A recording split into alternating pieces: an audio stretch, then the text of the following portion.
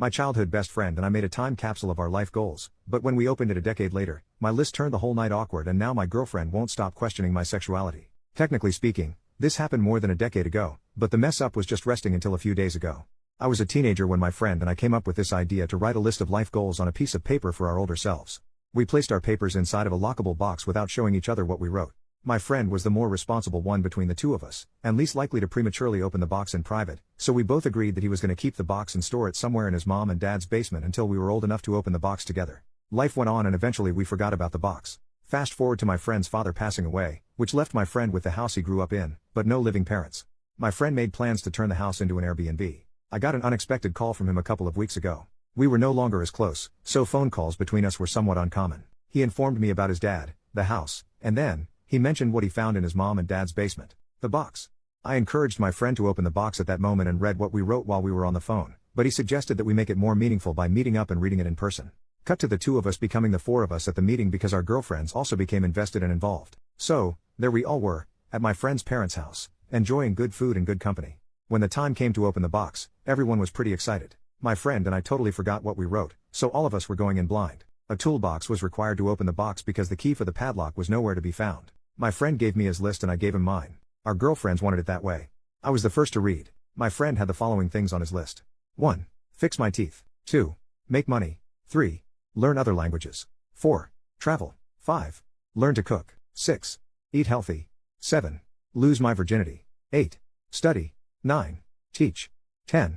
Continue skateboarding until I die. My friend's list was fun for everyone. However, my friend seemed hesitant to read my list. As soon as he said it might be better if I read my list in private, all of us, including me, egged him on to just read the damn thing. My friend reluctantly read the following out loud. 1.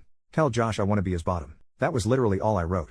My friend, aka Josh, flipped the piece of paper so that all of us could see the drawing I made of the two of us screwing. No one seemed to know how to react. I attempted to break the awkward silence by pointing out that I was obviously joking when I wrote that. My friend backed me up and said it was totally in character for teenage me to make gay jokes at inappropriate times. Everyone kind of filed my list under boys will be boys and laughed it off. That being said, my girlfriend was not laughing during our drive home. She was too busy questioning me about my sexuality. She didn't stop with the questions until I finally confessed that I was in fact bisexual, which is something I've never actually shared with anyone. Needless to say, that revelation created tension between us, even though I've assured her that I'm not attracted to anyone else but her. Pessimism is telling me that I should brace myself for a breakup. Relevant comment. Honestly though, if she breaks up with you because you're bi and weren't ready to come out of the closet yet, she wasn't the one for you. OP. Agreed. If we end up going our separate ways, then we were not as meant for each other as I originally thought we were. Commenter number 2, seeing Josh again, did you feel more than friends? Even if it's potentially one-sided? OP. Short answer, kind of. Long answer, seeing him triggered years of memories, and each memory prompted a specific feeling, but most of what I was feeling was within the boundaries of our friendship. The suppressed memories I had of how attracted I was towards him as a teenager did creep in, and for a brief moment I did allow myself to appreciate how attractive he still was, but I didn't feel anything I would classify as blurring the lines of our friendship. First update, the next day, my girlfriend appears to be ghosting me now. Her responses to my messages have gone from one-word comments that took her forever to send, to nothing at all. My friend, on the other hand, has not stopped messaging me ever since the events in my previous post. Between my girlfriend ghosting me and my friend bombarding me with follow-up questions, I definitely feel like I messed up as a teenager when I decided to leave a note to my future self that exposed my sexuality. My friend sent me multiple messages to inform me that he's still friends with some of our former high school mates. He made me aware of that fact because he wanted me to understand why it made sense for him to share our decades-old list of life goals with other people. I had no problem with that at first because I assumed that everyone who knew me in high school would laugh at my list and add it to all the other dumb crap I've said and done as a teenager. According to my friend, our former high school buddies did in fact laugh, but they also added my gay joke or gag or whatever to their own little list of clues that apparently made them all doubt my straightness throughout high school. My friend said nothing about me ever made him question my sexuality, but he was beginning to feel like he might have missed something because it seemed like he was the only person in our circle of friends who never connected the dots. I didn't know how to respond to that, but I managed to answer every question he had for me as truthfully as possible. Yes, it was more than just a gay joke. Yes, I wanted to be more than friends. No, I didn't know our friends realized I had an inner twink. No, our friendship didn't fizzle out after high school because I had feelings for you. Yes, I'm into girls and guys. I could go on and on. My friend apologized for putting me on the spot and promised that he was going to make an effort to spend more time with me in person so that he can learn more about what makes me me. Like old times. But gayer, I guess. He also joked about hooking me up with his male friends in case my relationship comes to an end. Last few days have been an emotionally exhausting experience. I unintentionally came out twice now. So much for waiting until I'm ready. Relevant comments. OP on his girlfriend needing to check herself on this topic. She's making me feel like the bad guy for being bi. Last time I checked, I'm still the same person. OP on being forced to go into details when he wasn't ready to come out. You're right. Part of me did want to get it off my chest. I would have preferred if it was planned, but it seems the universe ran out of patience. It's totally possible that my girlfriend might be homophobic, but I'm not 100% sure about that. What I'm definitely sure of is the fact that my girlfriend is insecure. Instead of seeing me as someone who chose her out of all the girls and guys, it appears that she now chooses to see me as the person who might leave her for all the girls and guys. It's too late in the year for this crap. By the end of 2024, I want everyone who knows the truth about my sexuality to approach it the same way my former high school friends apparently did, which is to continue treating me like I'm still me.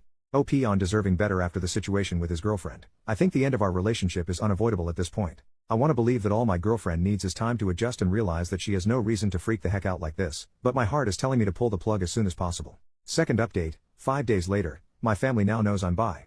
My girlfriend shared the news with her gym partner, aka my sister, who then informed our parents. I had no idea any of this was happening until I recently visited my mom and dad. What was supposed to be nothing more than the usual hey mom, hey dad, hey totally straight son, blah blah blah unexpectedly became an obvious case of there's an elephant in the room. As soon as my parents asked me how things were going with my girlfriend, I knew they knew. My mom and dad never really cared about who I dated, so for them to all of a sudden be interested in my relationship made me feel like something was up. When I asked my parents what was going on, my mom and dad looked at each other like they were telepathically trying to figure out who's going to take the lead. My mom decided to step up and do the talking, but she became emotional before she even opened her mouth. My dad took over and said my mom was still processing what my sister shared with them about my transition from only girls to not only girls. I didn't have to ask how my sister found out. I knew my sister must have heard it from my girlfriend since the two of them often worked out together. My mom, mid-tears, asked the universe or whatever if none of her children were straight. She was referring to both my brother and sister being gay. My dad reminded my mom that she promised to keep her crap together, especially since she's been through this twice with my two siblings. My mom reminded my dad that she had to keep her crap together throughout their marriage since it's become clear to her where all their children get their gayness from.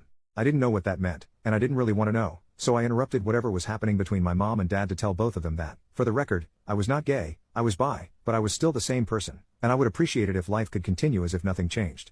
I was practically pleading with my parents to please go on with their lives and leave my sexuality out of it because it was beginning to feel like I've been bi for just a few days and now nothing seems to be the same. I was able to diffuse the tension between my parents, albeit just for that moment, and managed to get a group hug out of it. Would I call that a happily ever after? Not at all. It was an okayish ever after. Sadly, the same cannot be said about my relationship. My girlfriend and I broke up. She said her religion left no room in her life for a boyfriend that liked other guys. I knew the breakup was inevitable, but I never expected my girlfriend to play the religion card. I've literally never seen her pray or go to church, so the fact that she was suddenly too holy for me would have been hilarious if it wasn't so heartbreaking. Good news is the damage is done. I lost the girl and I might have resurrected unresolved marital problems between my mom and dad, but hey, at least I can hopefully move on and fully be me now. Relevant comments. Commenter 1. So your gay sister outed you to your parents after working out with your girlfriend who then decided she couldn't be with you. Because, God? That seems hard to accept, but if true your sister would be the jerk in the story. Well, the biggest one anyway.